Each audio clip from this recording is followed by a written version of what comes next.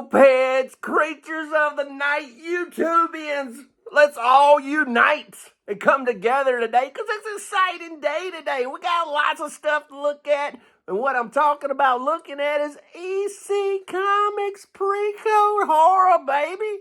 I mean, does it get any better? It's been a while since we looked at some really good pre-code horror on here. You know, we've been doing some of the moderns and bronze and gold and hell, what am I even talking about? Pre-code horror is gold. But anyway, we've been doing a lot of stuff, just golden age books and superhero shit and this and that. But we're staying away from the pre-code horror here lately. Why? Not by design, but just because. But today I was thinking, I woke up this morning, I said, you know, we need to look at some pre-code horror. What kind of pre-code horror should we look at? And I thought, hey, ain't nothing better than that OEC.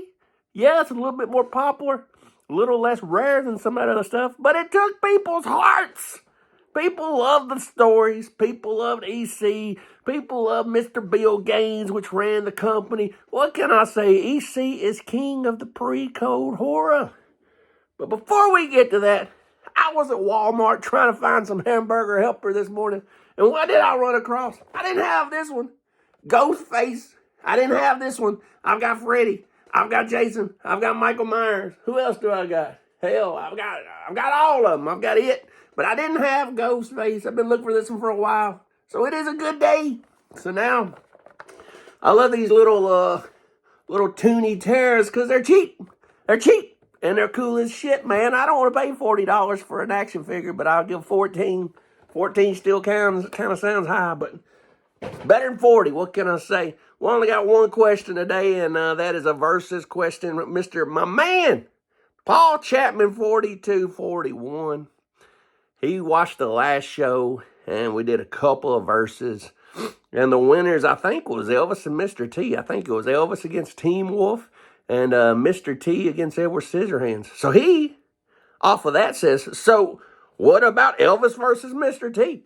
Damn, what a fight that would be. I mean, Elvis is a country boy that knows judo, and he's got swag.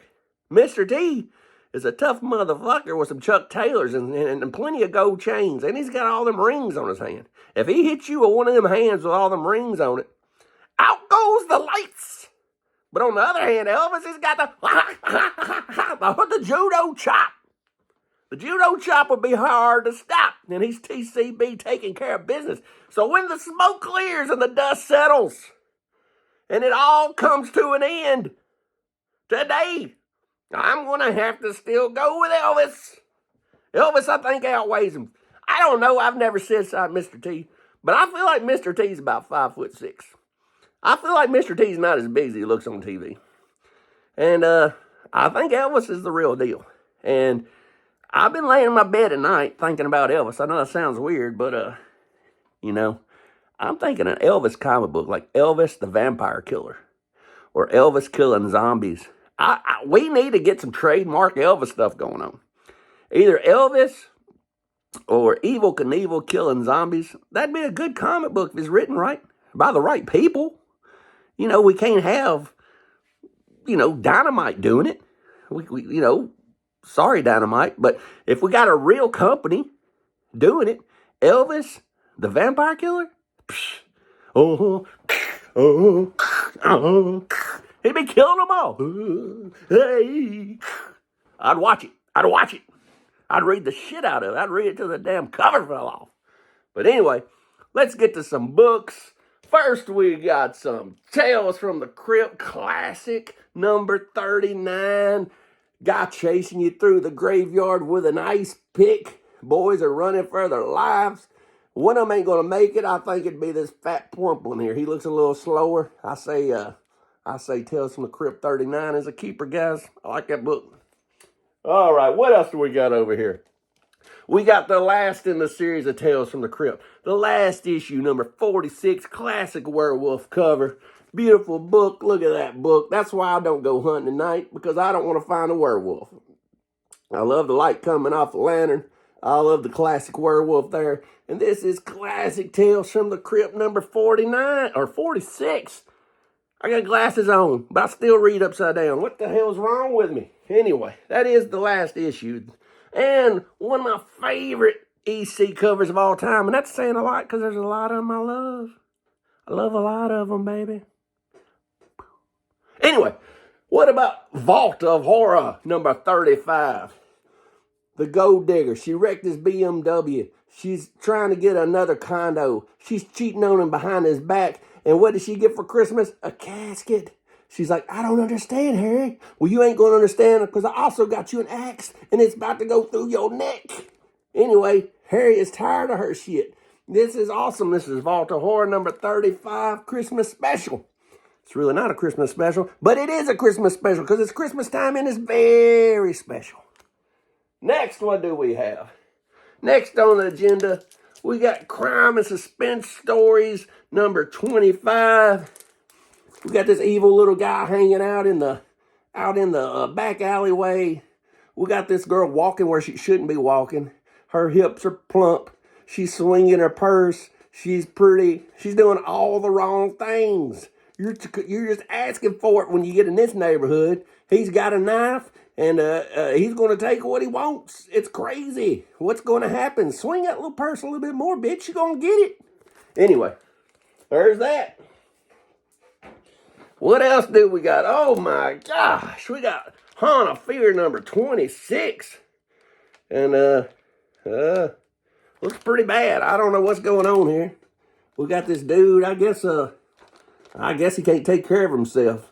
And he hired this helper to help out. And she's a witch. And down here on this paper, it says a woman commits suicide. I don't know if that's her or what. But this is Haunt of Fear number 49, or 26. I don't know it all. Google it. Anyway, 26 Haunt of Fear. Get you some. What else do we got in the stack today? Oh, a gruesome cover from 1954, July. This book here is Vault of Horror number 37. I had a 1.5, and I gave it to my boy Abyss, blue label CGC. Then I started missing my 1.5 blue label CGC, so I had to go get me another one. I think his copy looks better, but he deserved it. Someone got me another 1.5. This is a 1.5. You see that? Beauty. Sorry about the glare. The Mylar glare. Bling, bling. Anyway, Vault of Horror 35. Beautiful book and on 1.5. Dude's committing suicide on the bell rope, I guess you'd call it. But he's hung himself in the bell tower. That sounds like a metal song if I've ever heard one. For Who the Bell Tolls, what it kind of reminds me of. Anyway, we got Vault of Horror 31. You ever got smashed in the head with a giant sledgehammer? This is what your head would look like. Look like pudding. Anyway, this guy back here, he's got this sledgehammer. It's raining outside, and it got violent. It got violent real quick. It got real quick. I don't know what happened, but if you got to be slow in order for somebody to hit you in the head with a sledgehammer, because it takes a lot of grit, a lot of determination, a lot of muscle to swing a sledgehammer. So I'm thinking he must have tripped him, judo chopped him. Then when his nerves got hit, he fell on the ground, and then he picked up the sledgehammer, popped him in the head. Next thing you know, out goes the lights. Anyway, next we got my favorite EC. This is my favorite EC book I own. Shock and Suspense Stories number 6 in a 1.8. I bought this years ago. Love this book. Beautiful book. We got a 50 Mercury back here that you can't see because I got a shitty iPhone. And we got a beautiful girl in a dress in distress here. We got the Klan back here. It's scary, it's spooky. You got the full moon going on. Shock and Suspense Stories. This is a beautiful book. I wouldn't mind owning 5 of these copies of this mother. Wouldn't mind it. I wouldn't mind having 5 of them. Give me 5. Give me 6. I buy them all. I love them. Great book. Shock and Suspense Stories. Greatest EC book ever made. Number 6. Woo-wee. We're down to 2 books, and this one here is pretty violent. This one right here is a underdog. It don't get the love it deserves, but this is Crime and Suspense Stories number 24. And when I say violent, I mean violent, like chopping up somebody in a bathtub violent. That's what's going on here. We got this dude. He's got this delusional, crazy face going on. This guy here is already dead. His eyes are rolled back in his head.